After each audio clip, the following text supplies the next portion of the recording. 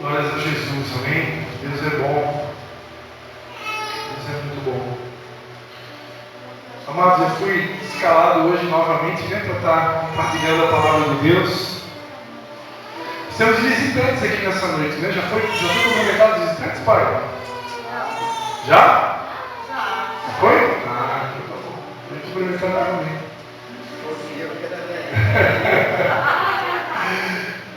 Peguei o defeito de fala. Ela vai dar, né? Amados, Deus colocou no meu coração uma mensagem que está compartilhando.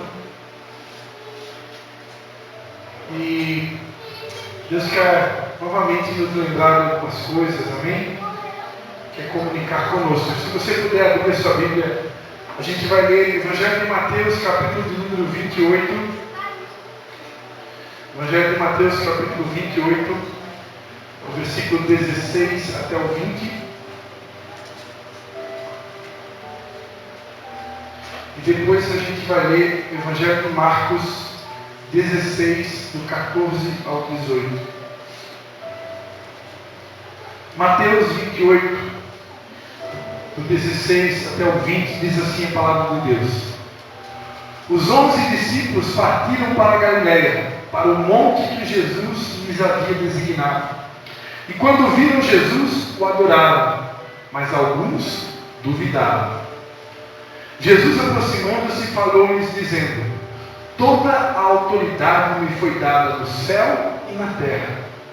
Portanto, vão e façam discípulos de todas as nações, batizando-os em nome do Pai, do Filho e do Espírito Santo, ensinando-os a guardar todas as coisas que tenho ordenado a vocês. E eis que estou com vocês todos os dias até o fim dos tempos. Amém?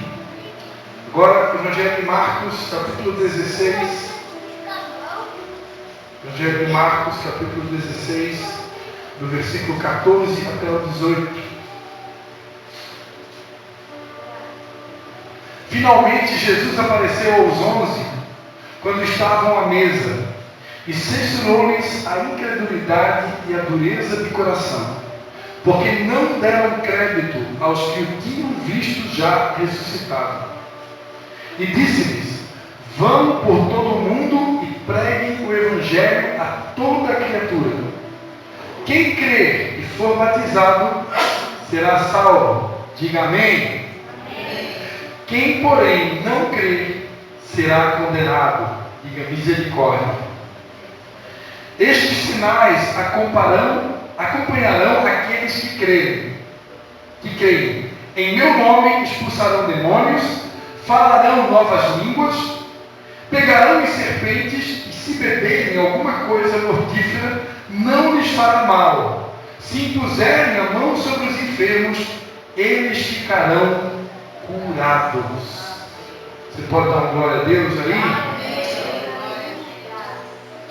Pai, em nome de Jesus, Senhor, quero te dar graças, ó Pai, por mais essa oportunidade de poder compartilhar a tua palavra. E mais uma vez, nós queremos nos render diante da tua santidade, da tua grandeza, e reconhecer que dependemos de ti, Pai. Te pedimos então que mais uma vez o teu Espírito Santo possa nos conduzir para transmitir à tua igreja exatamente o que o Senhor deseja comunicar conosco na noite de hoje. Em nome de Jesus, fique à vontade em nosso meio, Espírito Santo de Deus. Amém. Amém? Amém. Glórias a Deus. Amados, confesso para você que hoje foi o dia todo que eu fiquei o dia todo meditando no versículo da Bíblia. A palavra de Deus diz lá no primeiro livro de Samuel que obedecer é melhor do que sacrificar. Eu fiquei o dia todo meditando nesse versículo porque muitas vezes quando nós pregamos sobre obediência, a gente dá tanta ênfase à obediência e acaba desprezando o sacrificar, né? Porque obedecer é melhor do que sacrificar, então dá a impressão que sacrificar não tem valor nenhum. Não precisa sacrificar, não precisa fazer sacrifício, né? E eu estava meditando o dia todo sobre isso, que Às vezes nós pregadores esquecemos, quando pregamos sobre obediência, esquecemos de dizer que sacrificar também é importante. Deus é um Deus que muitas vezes requer sacrifícios da sua igreja. E o principal sacrifício que Ele quer de nós nesse tempo é a nossa vida como um sacrifício vivo, santo e agradável a Deus. São Paulo, escrevendo aos Romanos, no capítulo 12, versículo 1, ele vai dizer: rogo-vos, pois, irmãos, que apresenteis os vossos corpos como um sacrifício vivo, santo e agradável a Deus. Esse é o vosso culto racional. Embora que é muito importante você estar num lugar como esse, porque aqui nós viemos para prestar um culto a Deus, é bom lembrar que o maior culto, o principal culto que Deus deseja de nós, não é esse que acontece no domingo à noite, quando a igreja se reúne num local, num templo, para prestar um tempo de adoração, de louvor a Ele e ouvir a sua palavra. O principal culto que Deus está esperando da sua igreja nesse tempo é a nossa vida, como um sacrifício vivo, agradável a Ele. Essa palavra, ela fecha exatamente com o principal mandamento da lei de Deus. Quantos lembram qual que é o principal mandamento da lei de Deus? Deuteronômio capítulo 6. Ouve, ó Israel, o Senhor é o teu único Deus. Amarás ao Senhor teu Deus de toda a tua força, de toda a tua alma e todo o teu entendimento. E depois Jesus acrescentou: e o teu próximo como a ti mesmo. Então o principal mandamento da lei de Deus é: amarás ao Senhor teu Deus com toda a tua força, de toda a tua alma e com todo o teu entendimento. É corpo, alma e espírito. A minha vida como sacrifício vivo. A minha vida como sacrifício vivo é corpo, alma e espírito. Nós somos um espírito que habita no corpo e que possui uma alma. A alma está ligada aos nossos sentimentos, emoções, pensamentos. Mas todos nós somos um espírito que veio de Deus e que vai voltar para Deus. Amém? Então, esse espírito que possui um corpo, que tem uma alma, que somos eu e você, precisa se render completamente para que Deus possa cumprir o propósito. Quando eu estava ali apresentando as crianças, o Abner e o Abimael estavam falando que não existe nenhuma criança, não existe nenhum ser humano que veio a esse mundo que não foi para cumprir o propósito. Todos nós viemos a esse mundo para cumprir o propósito. Só que às vezes, à medida que a gente vai crescendo, que a gente tem um encontro com Jesus, começa a frequentar uma célula, a frequentar uma igreja, o Senhor vai se revelando para nós e Ele começa a apresentar a cada um de nós o plano que Ele tem para cada um de nós, o projeto que Ele tem, o propósito que Ele tem para cada um de nós. Agora, infelizmente, existem alguns de nós que, à medida que vão descobrindo o projeto, acabam recuando, acabam retrocedendo. E a palavra de Deus diz que aquele que lança a mão do arado e olha para trás não é apto para o reino dos céus. Quem coloca a mão no arado e desiste no meio do caminho, não presta para Deus. Palavra dura, pastor, é o que diz a Bíblia. O caminho com Jesus é um caminho sem volta, é para frente. Ele dá a gente o direito de fazer pausas. Deus é tão bondoso, misericordioso, que Ele conhece a nossa estrutura, Ele lembra que nós somos pó, então Ele permite tempos de descanso, tempos de pausa, tempos de refrigério. Hoje pela tarde, eu ouvi o testemunho do irmão que tirou um ano sabático, Na lei de Deus, lá em Levítico, ela falava quando a pessoa completava 49 anos de idade, entre 49 e 50 anos, ela tirava um ano sabático.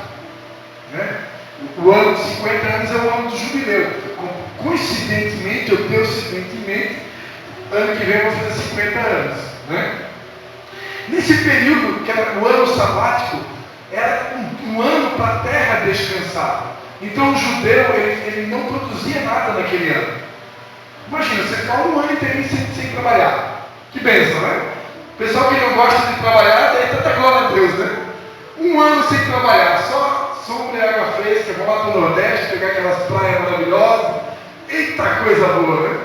Então existia na lei de Deus, né? E eu creio que os judeus, até esse tempo, porque o judeu continua guardando a lei, eles continuam guardando o ano sabático. É um ano de descanso que faz a terra descansar, ninguém trabalha. Então Deus é um Deus do descanso. Ele disse: vinde a mim todos vocês que estão cansados, sobrecarregados, que eu vos aliviarei. Deus é um Deus que se importa com o nosso descanso. Eu confesso para vocês, irmãos, que por causa da influência de líderes religiosos que nós tivemos ao longo das nossas vidas, às vezes a gente até se sente em pecado se a gente tirar um tempo para descansar. Não sei se alguém aqui já teve essa sensação. Eu já tive várias vezes. Uma sensação que se eu fosse tirar um tempo para descansar, eu estaria em pecado. Mas Deus é um Deus que se importa com o nosso descanso. Ele se importa tanto com o nosso descanso, que Ele criou um dia da semana, que Ele criou uma lei. 6 dias você trabalhará e no 7º você descansará. É um mandamento. Nos dias de hoje nós não guardamos, né? Porque nós aqui acreditamos que o descanso está numa pessoa, o descanso está em Jesus. Se o descanso está numa pessoa, o descanso não está num dia, todas as vezes que eu me sinto cansado, eu posso encontrar o descanso para minha alma em Jesus. Agora a verdade é que o corpo também cansa. Então por que não tirar um dia de descanso? A maioria de nós aqui tem domingo como dia de descanso. Eu costumo explicar o seguinte: como Deus está na eternidade, e se Ele criou o mandamento do sábado preocupado com o nosso descanso, para Ele o importante é que você tenha um dia que você vai parar. Se esse dia vai ser a segunda, vai ser a terça, vai ser a quarta, eu não sei, mas eu preciso parar. Eu preciso parar. Amém? Por que eu estou falando isso? Porque Deus permite pausas. Deus permite você descansar. Mas desistir, jamais. Deus sabe quando você se cansa. Porque, amado, fazer a obra de Deus, eu não vou mentir para você, às vezes cansa. Às vezes desgasta. Nós lutamos contra principados e potestades. Nós lutamos guerras espirituais. A Bíblia diz que nós estamos assentados nas regiões celestiais com Cristo Jesus, acima de todo principado, toda potestade e todo poder que se nomeia neste século. Então, lá nas regiões celestiais, o nosso espírito, o meu corpo está aqui na terra, mas o meu espírito, conectado ao Espírito de Deus, está nesse exato momento nas regiões celestiais, travando uma batalha espiritual. Então, eu confesso para você que tem dias que você termina um culto como esse e você quer deitar numa cama e apagar. Quem está aí sentadinho na cadeira acha que é tão fácil, né? Só vai lá, pega o microfone, entrega o recado. Mas você faz isso que nem eu faço na segunda, eu faço na terça, eu faço na quarta, eu faço na quinta, eu faço na sexta, eu faço no sábado, eu faço no domingo. Eu prego a palavra de Deus todos os dias. Eu prego pelo WhatsApp, eu prego pelo Instagram, eu prego no Facebook, eu prego na célula, eu prego na escola de sacerdotes, eu prego nos cultos, eu prego quando eu recebo convites, eu prego em casamento, eu prego em culto fúnebre, eu prego o tempo todo. Porque para isso Deus nos chamou. Ide fazer discípulos de todas as nações, batizando em nome do Pai, do Filho e do Espírito Santo. Mas a Bíblia diz, em Romanos, capítulo de número 10, versículo de número 14, Romanos capítulo 10, versículo 14, como porém invocarão aquele em quem não creram? E como crerão naquele de que nada ouviram? E como ouvirão se não há quem pregue? E como pregarão se não forem enviados? Como está escrito, quão formosos são os pés dos que anunciam coisas boas. Mas nem todos obedeceram ao Evangelho. Mas nem todos obedeceram. Nem todos obedecem, irmãos. Nem todos obedecem. O ide e fazer discípulos, o ide e pregar o Evangelho é para todos. Ah, mas eu não sou apóstolo, eu não sou pastor, eu não sou profeta, eu não sou mestre. Mas você é filho de Deus. E todo filho de Deus, você é um discípulo de Jesus, amém? E todo discípulo de Jesus tem essa responsabilidade de pregar o Evangelho. E pregar o Evangelho cansa. Às vezes cansa. Porque você trava guerras nas regiões celestiais. Então, por isso, Deus permite a gente descansar. Deus permite a gente fazer pausa. Deus permite você até tirar um ano sabático. Como esse camarada tirou, que é uma pessoa muito conhecida, Rodolfo Abrantes, né? Rodolfo Abrantes, ele era cantor de uma música chamada Rodox, perdão, de um grupo chamado Rodox, e depois ele foi para uma outra banda chamada Raimundos. Então lá no mundo ele era muito conhecido, né? Um vocalista da banda Rodox, depois Raimundos. Ele se converteu, hoje era membro do Ministério Nirvana aqui de Itajaí, e ele viaja o mundo, pregando, cantando. E ele estava compartilhando o testemunho dele, uma entrevista com o Douglas Gonçalves, que ele tirou um ano sabático, né? E como é difícil tirar um ano de descanso, está todo mundo produzindo, todo mundo trabalhando, todo mundo fazendo, acontecendo, e você lá, respeitando o ano sabático, direção de Deus. É uma guerra. Por que eu estou falando isso? Para deixar bem claro, você pode fazer pausas, você pode descansar, você pode tomar fôlego. Pastor Cristo, eu estou cansado. Pastor Cristo, eu estou pensando em desistir. Está difícil. Calma, respira fundo, vai até Jesus, que tem refrigério, tem ânimo, tem força, tem energia para você avançar. Mas desistir jamais. A palavra de Deus diz em Hebreus capítulo de número 10, versículo de número 35. Romanos 10, 35. Hebreus 10, 35. Portanto, não percam a confiança de vocês, porque ela tem uma grande recompensa. Vocês precisam perseverar para que, havendo feito a vontade de Deus, alcancem a promessa. Porque ainda dentro de pouco tempo, aquele que vem virá e não irá demorar. Mas o meu justo viverá pela fé. Se retroceder, dele a minha alma não se agradará. Versículo 39. Nós, porém, repita, nós, porém, não somos dos que retrocedem para a perdição, mas somos da fé para a preservação da alma. Você pode dar um aplauso ao Senhor Jesus? Então repita assim comigo. Parar sim. Descansar sim. Retroceder jamais. Amém? O Anderson e a Sabrina agora que tiveram os dois bebês, né?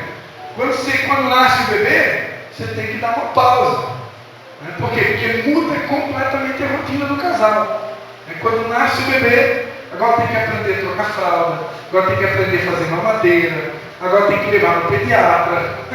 Então muda completamente a rotina. Né? Se a criança tem cólicazinha de noite, de madrugada, né? Quando tem refluxo, dor de ouvido, né? Eu fiquei quantos meses com dor de ouvido, panela? Meses e meses com dor de ouvido, eles não sabiam o que eu tinha, e eu lá sofrendo com dor de ouvido, quase fiquei surdo, irmão. Misericórdia. Até descobri que era dor de ouvido que eu tinha. Quase fiquei surdo. Então a verdade é que criança dá um trabalhozinho, aí muda toda a rotina da gente. Até a gente se adaptar a essa rotina, né? Entrar no estreito de Jeová. Precisa de um tempo, né, para se recompor, né, Anderson? E isso é normal do ser humano. Né? Deus respeita essas mudanças de fase na nossa vida. Deus respeita, né, os momentos que nós vivemos. E Deus é um Deus que é diferente do ser humano. Ele ele respeita o princípio chamado individualidade. O homem, muitas vezes, ele quer colocar todo mundo dentro de uma bolha, dentro de uma caixinha, e todo mundo tem que ser igualzinho, como se fosse um robozinho. Deus não faz isso. Deus, ele respeita a individualidade de cada um, as características de cada um, os dons de cada um, o momento que cada um está vivendo. Tem pessoas aqui que são coléricas, outras são sanguíneas, outros são fleumáticos, outros são melancólicos. Tem gente aqui que é mais acelerado, tem gente aqui que é mais desacelerado, tem gente aqui que é parado, tão parado que quase não sai do lugar. Então tem de tudo. Tem gente que é acelerado demais, tem gente que é mais estressadinho, mais nervosinho, outros são mais calmos. Às vezes é tão calmo, parece até que nasceu lá para aquelas bandas do Nordeste. O pessoal do Nordeste é tudo calmo. O mineiro, então, né? Você viu o trem? Passou o trem. Eu nem vi ainda. Mas a verdade é que nós somos diferentes. E Deus entende tudo isso.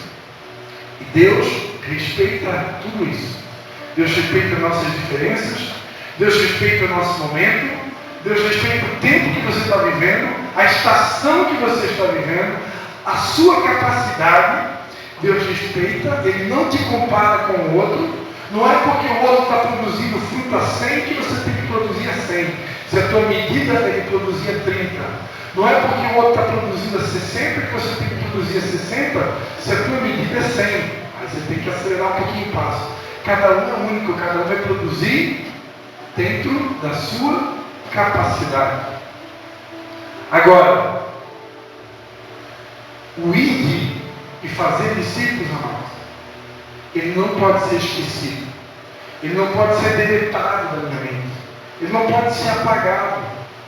Por mais que Deus respeite as estações, por mais que Deus respeite o nosso momento, a minha capacidade, as minhas limitações, o momento que eu estou enfrentando, ainda assim, eu não posso perder de vista o propósito pelo qual eu estou aqui nessa terra. A missão da igreja é uma única missão. Deus dá visões para a igreja. Hoje, a Bíblia diz no livro de Joel, que Deus dá visões. Então hoje nós temos inúmeros ministérios em vários lugares do mundo com visões diferentes. E por que Deus faz isso? Por que Deus dá visões diferentes para a sua igreja? Por quê? Porque a sabedoria de Deus ela é multiforme. Deus não dá uma única visão para um único homem. Primeiro porque Deus não faz acepção de pessoas e não tem ninguém que é o dono da cocada preta, não tem ninguém que é o cara, o dono da visão. Não existe isso. Só existe um que é santo, digno de toda honra, glória e louvor, que tem toda a visão, todo o conhecimento, toda a sabedoria. Qual é o nome dele? Jesus. Ele é o cara da visão. No mais, nós pastores recebemos visões da parte de Deus. E a visão, como dizia o pastor Miles Morro, a visão nada mais é do que um projeto que Deus coloca no coração do homem para que ele, apaixonado por Jesus, possa executar esse projeto. Deus deu a um homem da Colômbia, lá de Bogotá, chamado César Castellanos, a visão de trabalhar com esses 4 pilares: ganhar, consolidar, discipular e enviar. Esse mover veio da Coreia, através de um líder chamado David Paul Yonshu, chegou em Bogotá, e uma pastora brasileira, uma apóstola chamada Valnice Milhões, ela trouxe para o Brasil, e aqui no Brasil, um filho espiritual de Valnice Milhões, chamado apóstolo René de Araújo Terra Nova, deu continuidade à implantação dessa visão no Brasil. E hoje está espalhado pelo mundo inteiro, igrejas no mundo inteiro que trabalham com essa visão do ganhar, consolidar, discipular e enviar. Agora, essa visão, porque existem outras visões que Deus dá para outros ministérios, para outros pastores. Agora, essa visão em especial, ela nada mais é do que a visão bíblica. Jesus mandou: ide fazer discípulos de todas as nações. Ganhar. Primeiro você ganha a pessoa para Jesus. Você conquista ela. Depois você vai consolidar. Você vai firmar ela no caminho. Para que ela não retroceda. Para que ela não lance mão do arado. Para que ela não desista. Isso é o consolidar. Porque se a pessoa aceita Jesus, mas ela desiste, posso garantir que ela vai morar no céu? Se ela desistir? Dá para garantir? Eu não boto a mão no fogo. Porque a Bíblia diz: aquele que perseverar até o fim será salvo. Mas se não perseverar até o fim, daí eu não garanto nada. Porque aquele que perseverar até o fim será salvo. Isso fala do consolidar. Eu preciso ajudar as pessoas a ficar firmes. E como que eu faço isso? Através de um processo de discipulado. Quando eu acompanho uma pessoa no dia a dia, eu caminho com ela, eu ensino ela. Nós trabalhamos, durante muito tempo com uma escola chamada Escola de Líderes, Ali você forma um discípulo, você ensina a palavra. Então esse é o discipulado, para que finalmente a pessoa possa ser enviada. E o envio é exatamente esse estágio que, quando você atinge uma determinada maturidade, um tempo na caminhada do Senhor, Ele quer te enviar, para que você cumpra essa roda, esse processo de ganhar e fazer discípulos. E alguns aqui podem dizer: pastor, mas eu não estou preparado. Isaías, o grande profeta, quando se encontrou com Deus, ele também disse: eu também não estou preparado. Ele já era profeta, mas quando ele se encontrou com o Senhor, lá no capítulo 6 de Isaías, ele disse: ai de mim, porque os meus olhos viram o rei e eu vou obedecer. Ai de mim, porque sou um homem de impuros lábios, que habita no meio de um povo de impuros lábios. Aí Deus então disse para Isaías: mas a quem enviarei? Quem há de ir por nós? Em outras palavras, que tu tem impuros lábios, que tu habita no meio de um povo de impuros lábios, Isaías. Isso daí está todo mundo querendo saber. Mas afinal de contas, a pergunta que não quer calar: quem eu enviarei? Coloca para nós ali Isaías capítulo 6.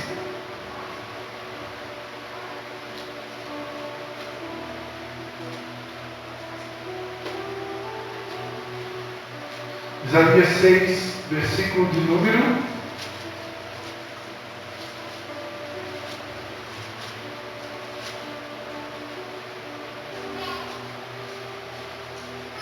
8. Isaías 6, versículo 8. Depois disto ouvi a voz do Senhor que dizia: a quem enviarei e quem há de ir por nós? Eu respondi: eis-me aqui, envia-me a mim. Isaías era tão pecador quanto nós, irmãos. Ele reconheceu, diante da santidade de Deus, ele reconheceu que ele era uma pessoa pecaminosa, que pecava. Mas aí Deus disse: Isaías, quem que eu vou enviar? Todos pecaram, a Bíblia diz, destituídos foram da glória de Deus. A Bíblia diz que não há um justo sequer. Santo, santo, santo é só o Senhor. Então Deus não está procurando pessoas perfeitas. Ele está procurando pessoas disponíveis. Tomara que Ele encontre você aqui nessa noite, né? Está procurando pessoas disponíveis. Porque se for depender de pessoas perfeitas para fazer a obra de Deus, irmãos, vai passar 5 anos, vai passar mais 10, vai passar mais 15, vai passar mais 20. E a gente não vai encontrar.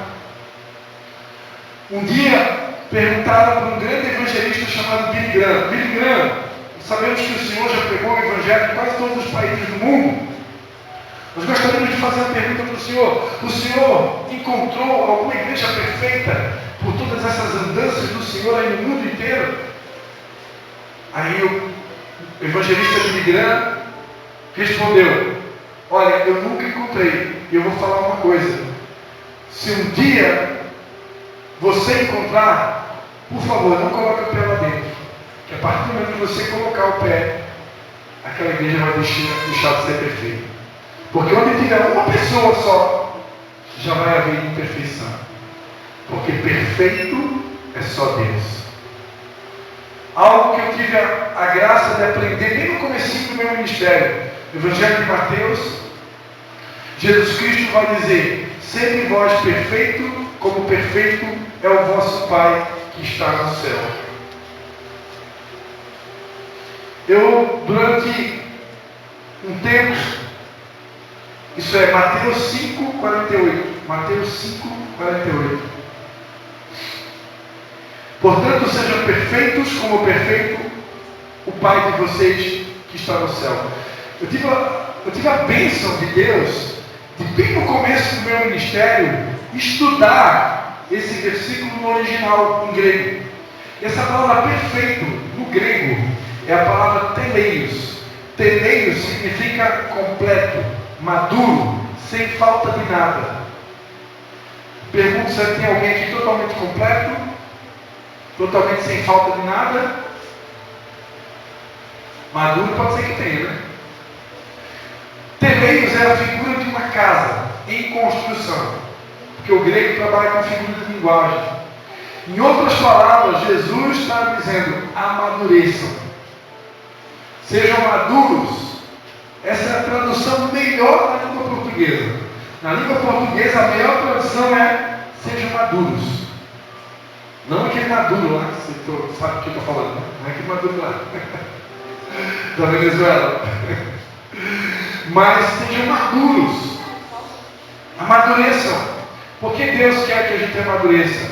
Ele quer que a gente amadureça para tomar uma postura de homem, uma postura de mulher, uma postura de um cristão responsável que entende que foi colocado aqui nesse mundo para cumprir uma missão, que precisa cumprir a missão.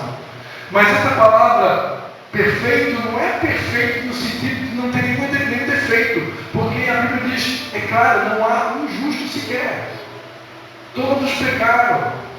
A Bíblia diz em 1 João: quem disser que não tem pecado é mentiroso. Então todos nós somos falhos, todos nós estamos em obras. Filipenses 1:6: aquele que começou a boa obra vai aperfeiçoar até o dia de Cristo. Então, se você até o dia de hoje não estava cumprindo o seu papel como evangelista, não estava cumprindo o seu papel de fazer discípulos, porque você estava esperando atingir a perfeição, nessa noite eu quero te dizer: esqueça, porque a perfeição você vai só atingir no dia que Jesus voltar nas nuvens. A Bíblia diz que o nosso corpo vai ser transformado no piscar de olhos. Nós vamos receber um novo corpo. Aí esse aí vai ser perfeito. Aí vai ser perfeito. Mas até lá nós estaremos em obras. Amém? A vereda do justo é como a luz da aurora, que vai brilhando, e vai brilhando, e vai brilhando, até ser dia perfeito. Então quando você lê esse versículo aqui, seja perfeito, essa não é a melhor palavra na língua portuguesa. A melhor palavra na língua portuguesa, porque no grego, uma palavra, ela tem até 7 significados na língua portuguesa. Então se você pesquisar a palavra teleios no grego, você vai ver que tem 7 significados. Uma delas na língua portuguesa é a palavra perfeito. Mas a melhor palavra não é o perfeito, a melhor palavra é maduro. Porque perfeito não se encaixa dentro daquilo que nós conhecemos por Deus e pela sua palavra. A Bíblia não se contradiz. Deus começou uma boa obra e Ele vai terminar. Agora, é verdade, sim, que Ele precisa de pessoas maduras, que tenham um comportamento de adulto. Amém? E finalmente, amados, para a gente encerrar, algo que Deus falou comigo em casa antes de vir para cá. Além de nós fazermos discípulos, coloca Marcos 16 aqui de novo, Marcos 16, 17 e 18. Não, bota 16 primeiro. Marcos 16, 16. Quem crer e for batizado será salvo. Quem, porém, não crer será condenado. Deixa eu 16 ali.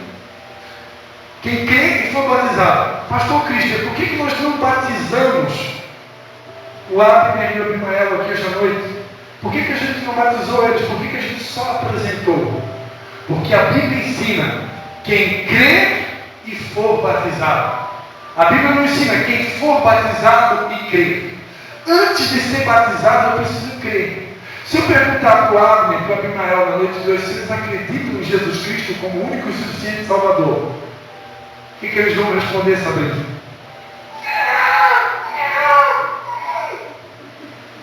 Né? Eles não sabem quem é Jesus ainda. Então faz sentido eu batizar um bebê? Se eles não creem ainda, eu preciso crer para ser batizado. Porque o batismo é uma profissão pública da fé. Agora, se eu ainda não tenho fé, se eu ainda não creio, para que batizar? Para que batizar? A gente respeita quem batiza. Não vou botar ninguém no inferno. Mas não tem lógica batizar quem não crê. Porque eu preciso crer para ser batizado.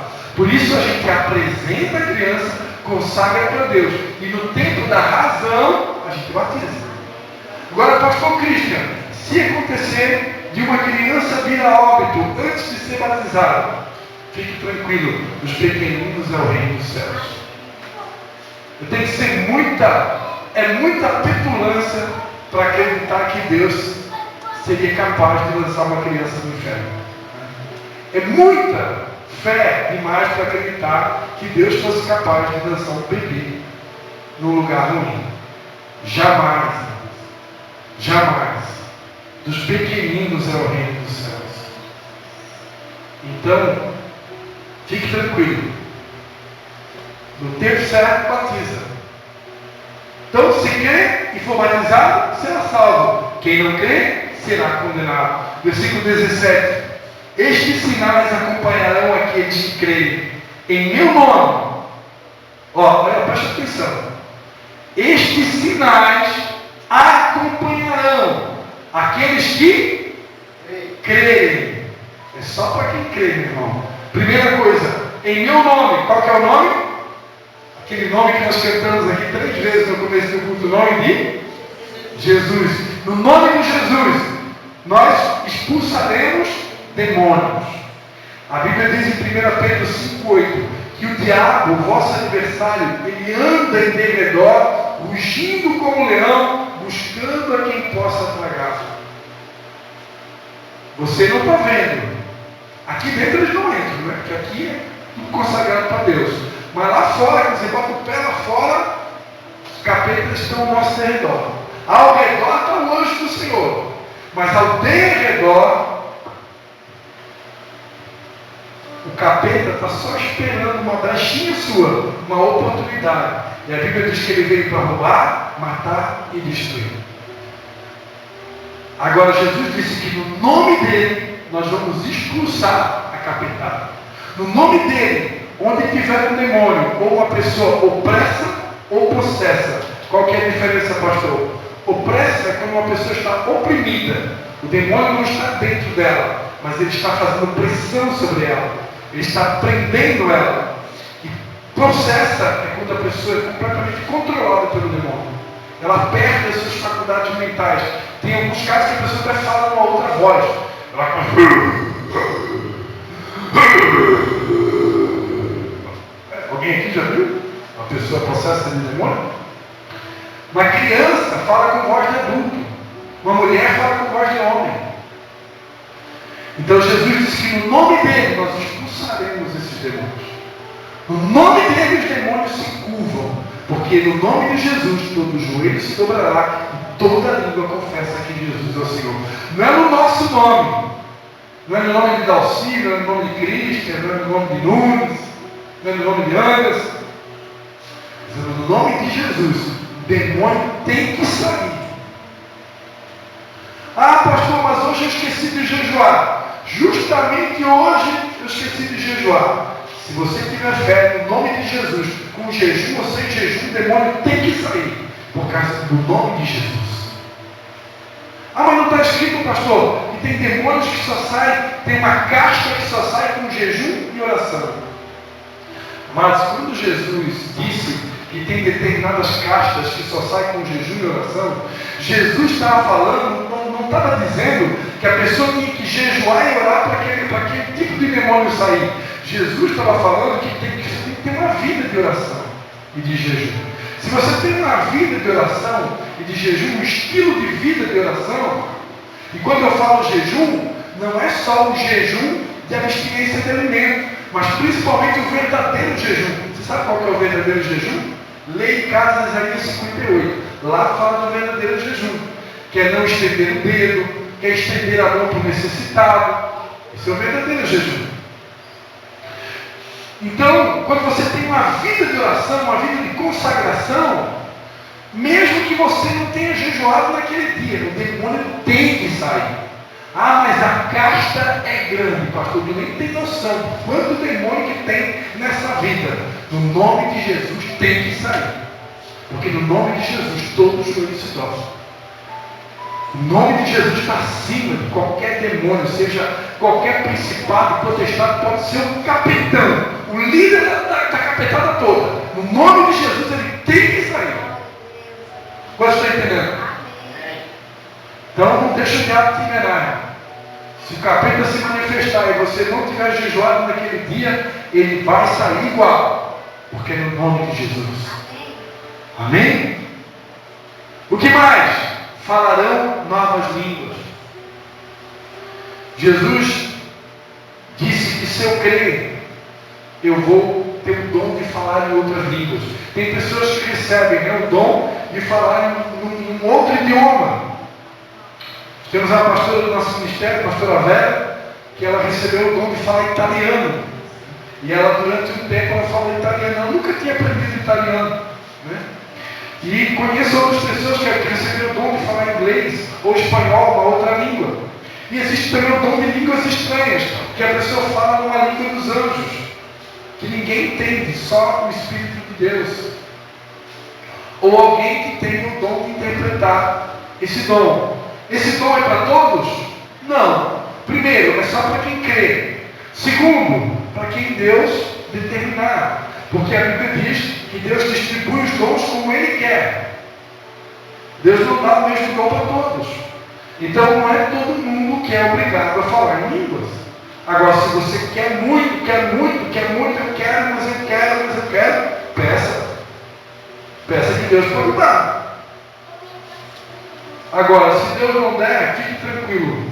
Porque a Bíblia diz lá em 1 Coríntios. 1 Coríntios, capítulo de número 12. 1 Coríntios capítulo 12, versículo 7. A manifestação do Espírito é concedida a cada um visando um fim proveitoso. Dá para mudar a versão bíblica aí? A minha diz assim: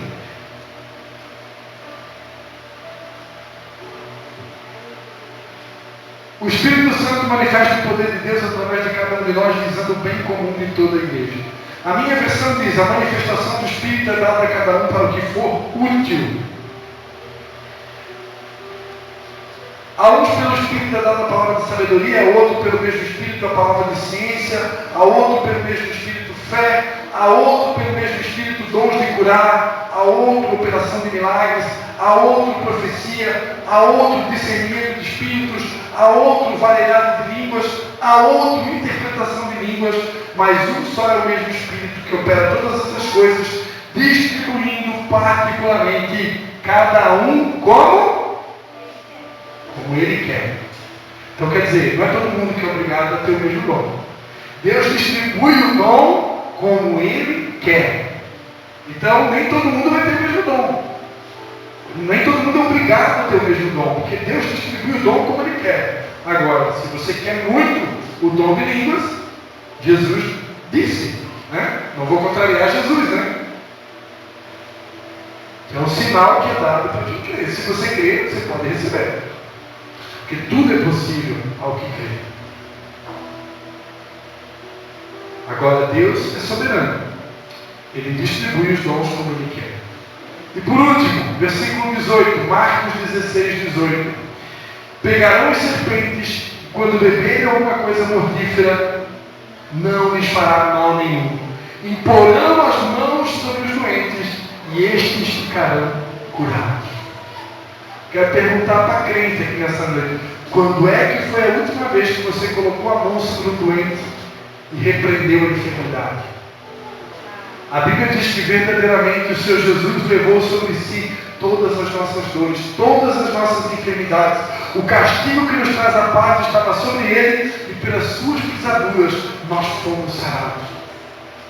Amados, Deus conquistou isso para nós. Jesus conquistou para nós ali na cruz a cura de toda a enfermidade. E Ele está nos encorajando nesse tempo a usar essa ferramenta, essa arma que Ele colocou nas nossas mãos. A arma de curar os enfermos. Essa ferramenta poderosa que através da oração da fé, você orar pelo doente, seja a doença que for, e ele ser curado. Isso foi conquistado por Jesus. Agora, esse sinal vai seguir aquele que crê. Antes de vir para cá, eu orei por 3 pessoas. 2 pelo WhatsApp. Eu gravo áudio de oração. Quando a pessoa pede para mim uma oração por cura, por doença, alguma coisa, eu gravo um áudio e eu já oro por ela na mesma hora. E outra pessoa eu orei colocando as mãos. Deus deixou isso para nós, igreja. Nós precisamos usar essa ferramenta. Amém, queridos?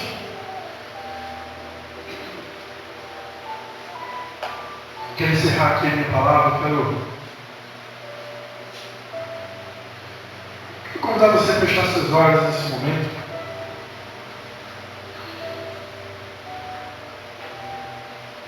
Eu queria fazer algumas perguntas.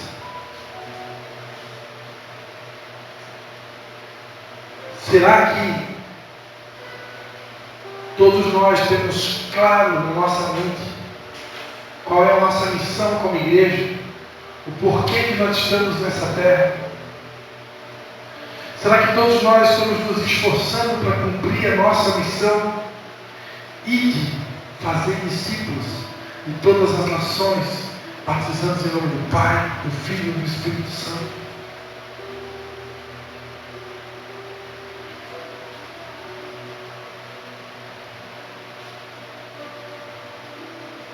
Será que lá fora as pessoas sabem da nossa fé?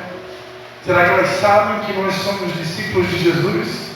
Será que elas sabem que nós seguimos os passos de Jesus? Qual foi a última vez que você orou por um doente?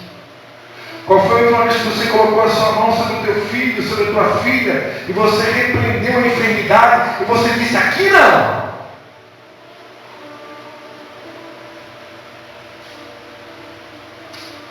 Meu amado, essa palavra de Deus diz: sejam praticantes e não apenas ouvintes da palavra. Que Deus tenha misericórdia de nós como igreja. Que nós possamos praticar, cumprir com a nossa missão. Deus quer enviar pessoas aqui nessa noite. Você que já conhece a palavra, você que já está servindo a Deus, você que já tem sido capacitado por Ele, Deus está te enviando nessa noite. Não espere a perfeição, porque a perfeição não existe.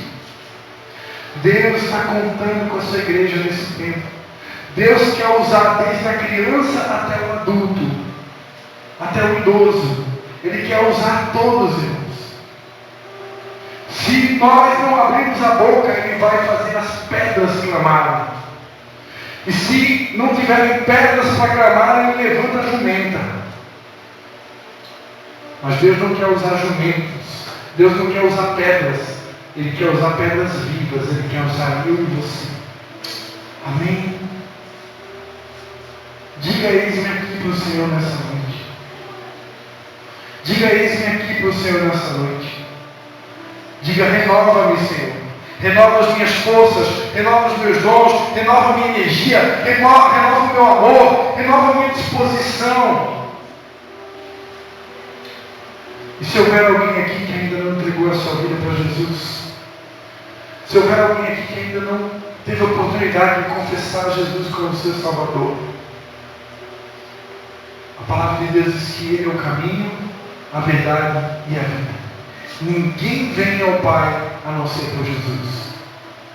Nenhum outro nome dado no céu e na terra em que nós possamos ser salvos.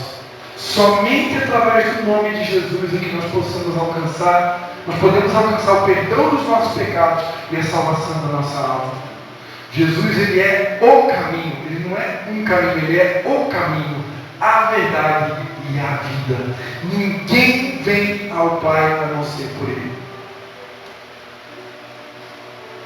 Se houver alguém aqui que ainda não entregou a sua vida para Jesus, e gostaria nessa noite de entregar a sua vida para Jesus, eu quero convidar você, onde você está, levanta a sua mão, eu quero orar por você. Se tiver alguém aqui que ainda não entregou a sua mão para Jesus, sua vida para Jesus, gostaria nessa noite de confessar Ele como teu Salvador.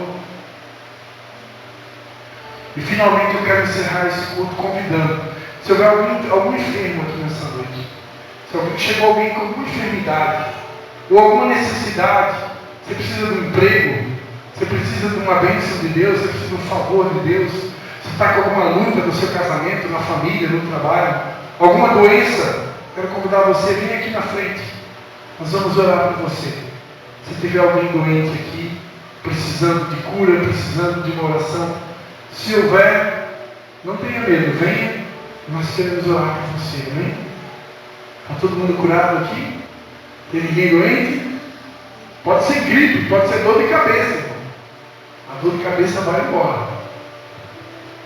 Está todo mundo são aqui? Aleluia! Glórias a Deus. Então vamos ficar de pé. Então é só para você. Hoje você vem participar de um treinamento, né? A casa de Deus é lugar de soldados se treinar, forjado para ir para o campo de guerra lá fora. Né? Já sabe que a partir de hoje, se ali fora você encontrar alguém doente ou encapetado, bota a mão nele e repreende, que esse mal vai embora, como dizia o Henrique Soares. Aleluia. Quero orar por vocês, depois eu vou passar aqui para o meu Pai e mim.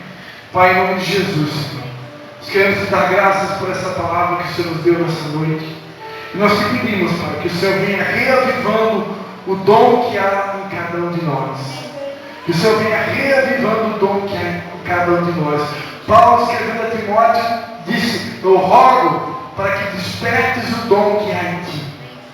Pai, que o Espírito Santo venha reavivando os dons que o Senhor colocou sobre as nossas vidas aqui nessa noite. Que nós possamos sair desse lugar cheios da Tua presença e da certeza de que há uma missão a ser feita, há um propósito a ser cumprido, há um mídia a ser executado. Que nós possamos sair daqui e possamos obedecer a Tua palavra, fazer discípulos de todas as nações, batizá-los em nome do Pai, do Filho e do Espírito Santo, curando os enfermos, expulsando os demônios e fazendo toda sorte de bem, assim como Jesus, o nosso líder, fez enquanto aqui na terra viveu. Eu abençoo todos aqui, Pai, em nome do Pai, do Filho e do Espírito Santo. A Ti seja a honra, a Ti seja a glória, em nome de Jesus. Amém. Dá mais um aplauso ao Senhor Jesus. Se é para Jesus, é muito fraco, não tem que ser bem forte.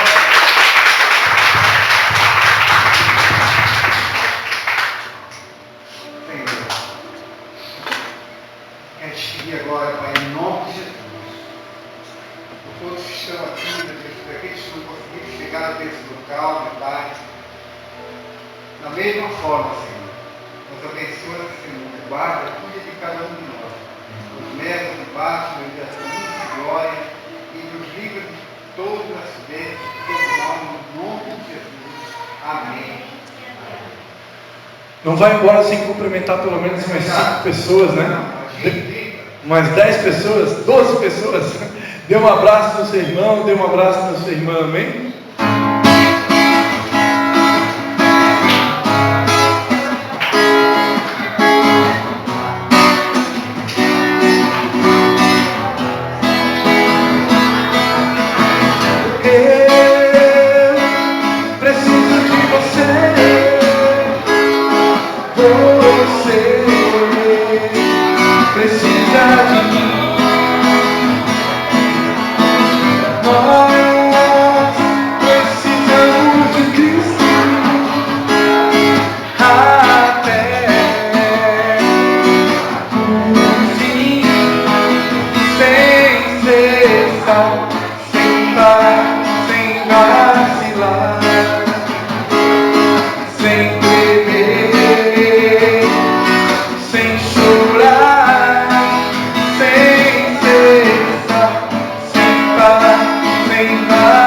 encontrar.